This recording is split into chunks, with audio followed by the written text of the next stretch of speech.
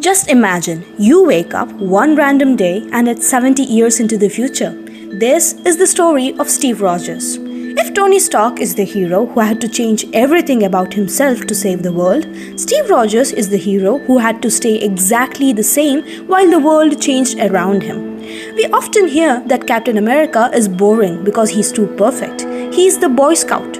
But if you look closer, Steve's arc isn't a straight line. It's a war of attrition.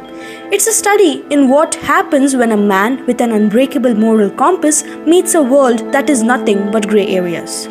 Today, we are looking at why Steve Rogers is the most radical character in the MCU and why his ending wasn't a retirement but the only real victory he ever had.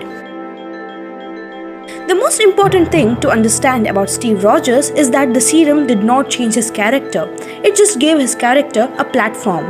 Unlike Tony, who had to learn how to be good, Steve started at the finish line.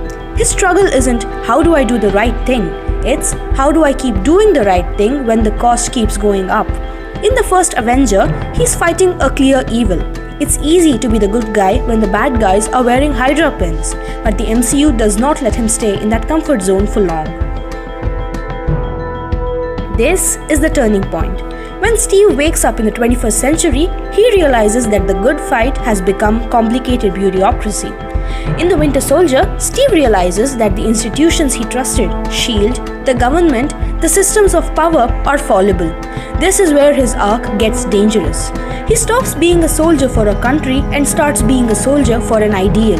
Trust me on this, Steve Rogers is his most interesting when he's a fugitive. Why? Because it proves his loyalty was never to the uniform, it was to the person standing next to him.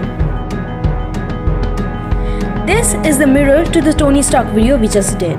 In Civil War, Tony wants a leash because he doesn't trust himself. Steve refuses the leash because he doesn't trust the people holding it. No, but it's run by people with agendas, and agendas change. That's good. He would rather lose his status, his shield, and his best friends than sign a piece of paper that tells him when a life is worth saving. He chooses Bucky, an individual, over the Accords, a system. It's the ultimate statement of his character. The individual always outweighs the institution.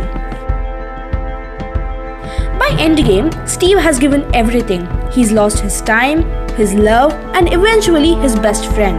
But when he stands alone against Thanos, he isn't fighting because he thinks he can win. He is fighting because he can't do anything else. That's just who he is. Assemble. But then, he does something that shocked everyone. He goes back.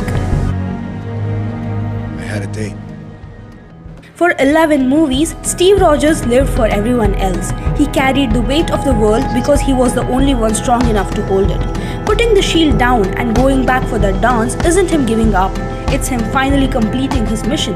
He didn't just save the world, he finally allowed himself to be a part of it. Steve Rogers works because he's the anchor of the MCU. He's the constant. Oh yeah, I can do this all day.